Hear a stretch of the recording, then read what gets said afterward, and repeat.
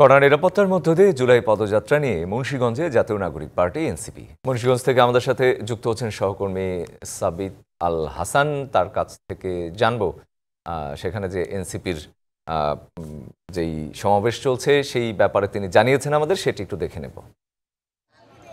দেশ গড়তে জুলাই পদযাত্রা এই স্লোগানকে ধারণ করে জাতীয় নাগরিক পার্টি এনসিপি পদযাত্রা করছে দেশের 64 জেলায়। এই মুহূর্তে তারা অবস্থান করছে মুন্সিগঞ্জে। আমরা কথা বলতে চাই সম্প্রতি গোপালগঞ্জে ঘটে যাওয়া অনাকাঙ্ক্ষিত অবস্থা এবং এনসিপি নেতাকর্মীর উপর যে হামলা ঘটনা ঘটেছে সেই বিষয়ে তাদের অবস্থান জানতে এই মুহূর্তে আমরা যুক্ত হচ্ছি এনসিপির সিনিয়র যুগ্ম আহ্বায়ক সামান্তা শারমিনের সাথে। আপনারা ইতিমধ্যে বেশ কয়েকটি জেলায় আপনারা জুলাই পদযাত্রা করেছেন। কর্মসূচির এই পর্যায়ে এসে আর কোথাও বাধাপ্রাপ্তির শঙ্কা আছে কিনা, কি মনে করেন?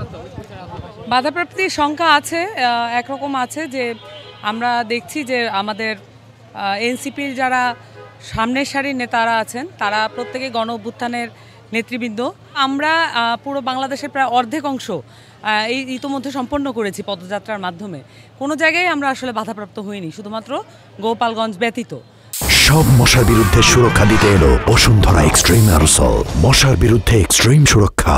তো আমরা মনে করছি যে গোপালগঞ্জকে আলাদা করে রাখার একটা চক্রান্তের অংশ হিসেবে গোপালগঞ্জ থেকে এই ধরনের আওয়ামী লীগের সন্ত্রাসীরা এক ধরনের বাধাপ্রাপ্ত করেছে আমাদেরকে।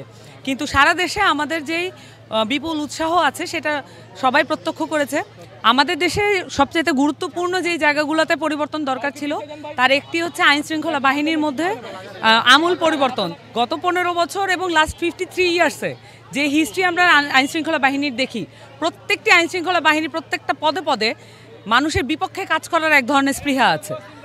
আমরা মনে করছি যে গণঅভ্যুত্থানের পরে সেটাকে পরিবর্তন করার দরকার ছিল এবং সেই পরিবর্তনের অংশ হিসেবে কিন্তু পুলিশ সংস্কার কমিশন হয়েছিল। পুলিশ সংস্কার কমিশনকে একটি কাগজে একটা কমিশন এবং কাগজ সর্বস্ব একটি রিপোর্ট জমা দেওয়া হয়েছে।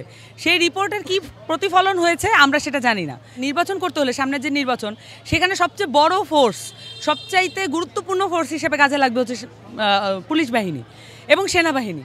এই বাহিনীগুলো নিয়ে যদি আমরা এখন আলাপ করতে না পারি, তাদের সংস্কার নিয়ে যদি কোনো ধরনের অন্তর্বর্তীকালীন সরকারের এই পরিমাণ অনীহা দেখি এবং তাদের অগ্রাহ্য করার ভূমিকা দেখি, তাহলে আমাদের মনে শঙ্কা হয় যে তারা আসলে কার পক্ষ হয়ে এই ধরনের ভূমিকা নিচ্ছেন। তারা কি যারা আসলে এই নির্বাচনটাকে একটা তথাকথিত নির্বাচনের মধ্য দিয়ে নিতে যাচ্ছে তাদের হয়ে এই অন্তর্বর্তীকালীন সরকার কাজ করছে কিনা, এটা মনে প্রশ্ন জাগে। আমরা কথা বলছিলাম জাতীয় নাগরিক পার্টির সিনিয়র যুগ্ম আহ্বায়ক সামান্তা শারমিনের সাথে এবং তিনি বেশ কয়েকটি বিষয় নিয়ে আলোচনা করছেন। আমরা পরবর্তীতে যুক্ত হব অন্য কোথাও থেকে। ধন্যবাদ সবাইকে।